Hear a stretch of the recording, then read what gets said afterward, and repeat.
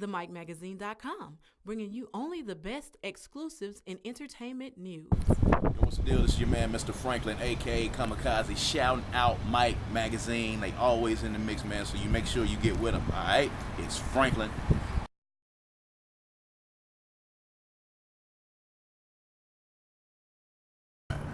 Kamikazee. What's going on? Where did that name come from? I've had the name Kamikazee since I was in the 7th grade. My mother was an English teacher, and she told me that every day she wanted me to pick up the dictionary and learn a new word. So when I got into hip-hop and started getting into the whole rapping thing, I started out kind of beatboxing, but when I got into the rapping thing, I wanted to have a name that sounded really intimidating.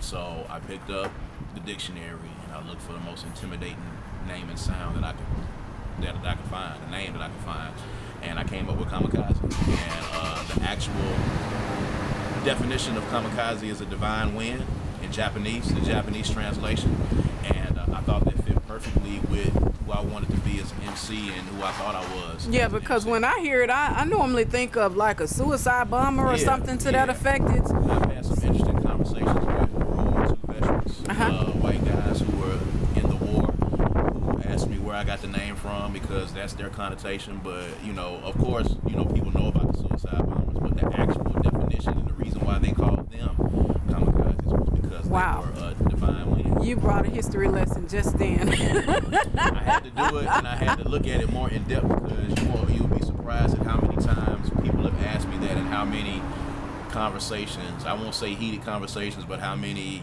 discussions I've got into with some older white gentlemen about the name. And you'd be surprised, a lot of them didn't really know what the actual name of it was, and when I showed it to them, they were like, oh, okay. But that's how the suicide pilots got their name, because they considered them to be a divine wind, because they were committing these suicide missions. So that's kind of where the name comes from. So I don't associate myself with the suicide pilots. I associate myself with the actual. Let me ask you, so what is it that you are known for the most? I know you are a rapper. You were a journalist at one time. I mean, what is it that you? Being an MC,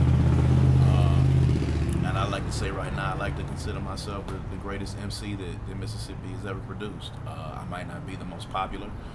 I might not be the But richest. you do have your followers. You have your own fan base. Yeah, I might not be the most famous or the richest or the most popular, but as far as lyrics is concerned, as far as who the best MC and who the best lyricist is in this state, I don't think there's anybody that's ever been produced that's better than me at it, and it's documented, and I think there's pretty much proof in the pudding. Why is that so? Why do you feel like you stand out from everyone else? Because you have a bunch of talent here in Mississippi. I've interviewed Slim Pusha and yes, definitely. I mean, quite a few people. But you say you bring something totally different to the table. I mean, well, what I've always done and what I've concentrated on, people know me particularly because I was part of a group called Crooked Letters with myself and David Banner. We were the second group out of Mississippi to get. So let me ask you: are you all the group who wrote the famous song by Bone Crusher, Outside the Club? That was Reese Bigelow. Okay, they were Mississippi too, right? They were Mississippi artists as well. Okay.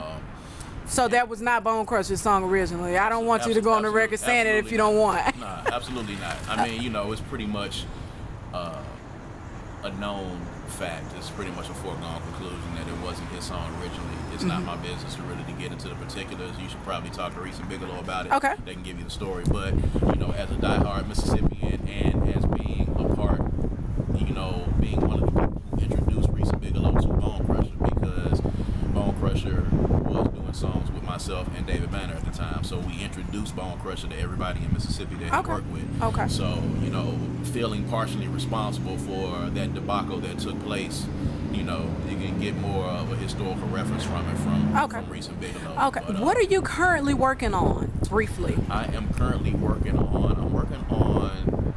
the other side of the music business myself. I'm an artist. I have a new EP coming out called My Strange Addiction that's about to drop. But I'm also working on my company, which is Hourglass Media Group, which is a public relations and marketing firm. Where can we find you? You can find me on Twitter. I'm at Twitter at Kamikazee601. Instagram, Mr. Franklin601. And I'm on Facebook, Mr. Franklin, a.k.a. Kamikazee. You can find me there. Or you can hit me at Hourglass Media Group ourglassmedia@gmail.com. OURGLASSMEDIAGROUP. Can you spell that Kamikazee for me? It's KAMIKAZE. Kamikazee 601 on Twitter, Mr. Franklin 601 on Instagram, and you can hit my company as well. So if you're an artist that needs any help or consultation for what you got going on, I'm your man. You need verses, you need to get hooked in with producers, you need to get booked. I do practically everything. Are you a promoter too? Do you promote? Promoter. I promote shows. I have a independent open mic event that goes on twice a month here called Generation Next that I do. That's Okay. a platform for artists to be able to do their thing and come in and perform. I also am a part owner in a booking agency, mainstream talent agency that books artists in the Southeast. Okay. I do that, and I have my company, and I'm also on the road. I'm about to go out on tour myself with Big Son, who is everybody knows is Big Chris, hype man, and part of the Yeah, I've heard about him. Okay. I just got off the road with Nappy Roots. I just did 3 dates with them, and I'm about to go back on the road in June with Casual, the Hieroglyphics. Everybody knows Souls of Mischief and the Hieroglyphics, and that clique out of California. I'm about to go on the road with them as well. So I'm still touring, still making music. Okay. And we got brand new music coming out. I took about a 4-year hiatus. Okay. So this is going to be my first new music in about 4 years. So I took some time off to get my business in order. Okay. Because I maintain and will forever stay independent. Now, what some people don't understand is, I have this thing with artists. They feel like once they get in the studio, they've completed everything. But you have to come out of the studio, and they don't understand that it's a method to the madness, and they think that it's done with. Can you say something to those artists who think they're finished and they become divas? Well, even the guys. I tell you what, it depends on what you want to do with your career. If you want to be a diva, then that's exactly what you need to do. And if you want to be a slave for the rest of your life, then that's what you do. You go in the studio, make music, and let that be it. But if you're really interested in being independent and owning what you do and being a businessman, what happens after you leave out of the studio is the most important thing. The studio is only 20% of what I need to do. Making the music is only 20% of what I need to do. The rest of it is me grinding and me putting in the business. I'm not interested in being on 106 and Park. I'm not interested in being on TV. I've done all of that. I'm not interested in having videos be seen. I'm not interested in going to the club. I'm not interested in kicking it, smoking, and getting groupies. I'm a married man with 4 kids, and I'm interested in making timeless music. And I'm interested in making a company and leaving something for my kids to have when I'm gone. Because quite naturally, that's what's going to last. Exactly. Absolutely. At the end of the day, the music is the most important thing. It's what has to last. It's going to be there long after you leave. And what do you want people to say about you? Your legacy that you have left when you're not here. And I don't think people think about that when they make music, because when you turn 65, 70 years old and you listen to some Kamikazee music, it's something that you can be proud of, and you can say this is something that has stood the test of time. How many people out there can say that they would be proud to listen to some songs that they did when they were 20 and 30 years old? Will you be proud enough to listen to what you used to do and be proud to hear it? Would you like to do that? Let me ask you something. Can you name some of the celebrities that you've opened up for? Man, Ludacris. Okay. 3-6 Mafia. Okay. Jay-Z. Pharrell. You talking about Cause I'm Happy for real? Yes. Okay. For real. Jeezy, 8Ball and MJG. Oh wow. UGK. You run down the list of people that have done stuff. Noriega. So you're a vet in the game. You're no Neo. Absolutely. Okay. I'm not a vet at all. You know what I'm saying? I'm the OG. That's what they call me. So, you're an OG. Yeah, I'm the OG. That's what they call me. So I've been doing this for a minute, but my thing right now is to make sure that the next generation of Mississippi artists, put on for the state. Why do you feel like it is so hard for Mississippi artists to get on? I have people who say they believe it's by design, but why is it that when they get on, they have to claim Atlanta and all of these other different places? Why do you think? You don't have enough footage or tape right now for me to get into the historical context of why we act the way that we act. Mississippi traditionally has an inferiority complex.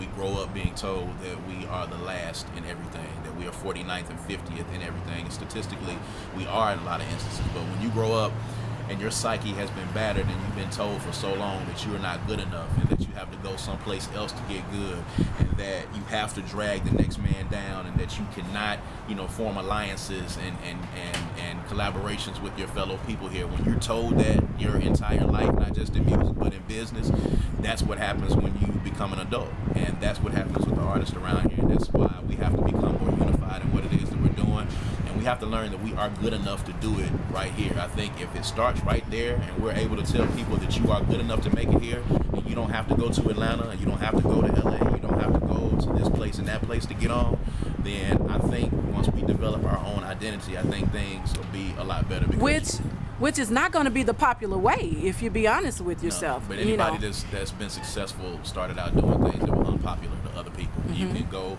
and I always relate things outside of music. When Steve Jobs was trying to create Apple, people thought that he was crazy. When Mozart and Beethoven made music, people thought that they were crazy. Anybody that's done anything, the guy that invented the stoplight, who was a black guy, by the way, thought he was crazy. When Bob Johnson got ready to start BET, they thought he was crazy. So you have to do something that's going to go against the norm. The saying goes, in order to get something that you've never had before, you have to do something that you've never done. Okay. So that means that you're going to have to go out on a limb and do something unique if you want to get yourself to a point where you are an actual innovator and a trendsetter. And that's what people, a lot of times, what artists are afraid to do. They're so ready to conform to, and they want to do what they think is expedient and popular at the time. They want to do that so fast that they lose their creativity. Okay. When you copy what Atlanta is doing and you copy what Texas is doing, when you do that, then you're not bringing any originality. And let me tell you, I noticed about Boosie, he kept his music the same. Even though he is with Atlantic Records, I think it is, his music is still Louisiana. You can still tell that he is still performing for his fan base, not for new people. If they don't like him, he'll tell you, hey, don't worry about it. If you don't like me, you don't like me. This is my music. All of the movements that have happened had their own signature sound, whether it was Cash Money, whether it was No Limit. They had in-house producers who created their sound. Atlanta has a sound to it. Memphis, the sound was created by DJ Paul. When Mississippi develops its own identity and its own sound, then that's when people will start to notice us. We're all over the place right now, partially because, to go back into historical context again, when you have I-55 and I-20 that directly intersect this state, where we get influences from not only Dallas and Houston, to the west of us, but Memphis and Nashville to the north of us, New Orleans and Baton Rouge to the south, and then we have Birmingham and Atlanta that are to the east of us. We are directly at the crossroads of the South.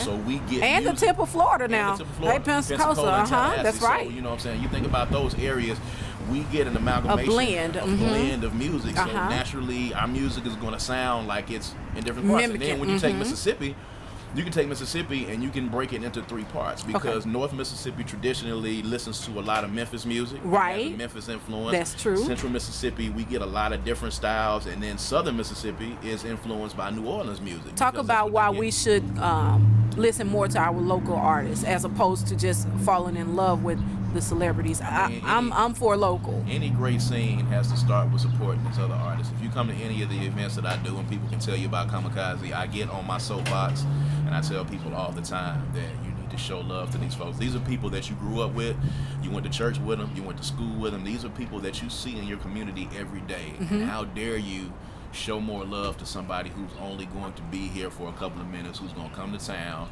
probably act Hollywood, going to take your money, going to treat you bad, and then leave the exact next day. But then when somebody from your locale gets up on stage, you treat them as if they are a riot, which, is backwards thinking. But again, that goes to that inferiority complex, because we think that we're not good enough. When in actuality, it would be nice if we would afford them that same opportunity to pull your camera out, your camera phone, and snap their pictures. Put them on Facebook every now and then. I think what we need to do is play paparazzi for them. Similar to what you've done. You have a business model that you have. Angela Simpson here, the voice behind the mic.